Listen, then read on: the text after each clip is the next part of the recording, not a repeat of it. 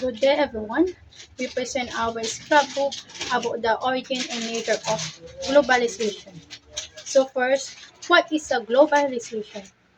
Um, Globalization is the connection of countries through trade and communication and culture. It means that with the world is become more a connection.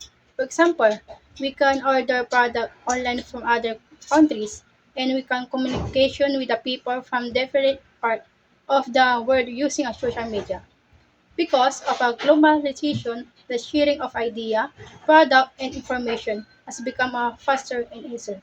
Now let's talk about the origin of globalization. Globalization started a long time ago through trending. One example is the Silk Road, where different countries exchange goods like things and spaces. As time passed, globalization expanded because of technology, transportation, and communication.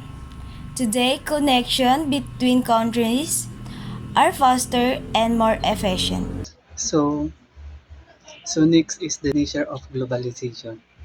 Globalization is connect the world in different ways. First is economic, trade and business between countries.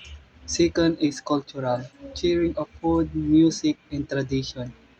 Third is political, cooperation between countries through international agreements. Overall, globalization shows how countries are interconnected in many aspects. Next, example of globalization. Here is our some Here is our sample of globalization. Buying products from other countries, using social media and communicate, and watching foreign movies and shows. This shows that globalization is already part of our everyday life. Advantage and disadvantage.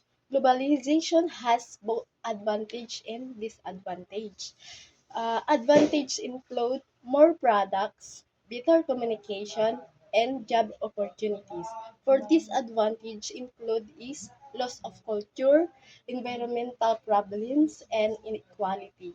So globalization does not only bring benefits, it also has challenges. In conclusion, globalization helps connect the world and makes life easier. However, we must use it wisely to protect our culture and environment.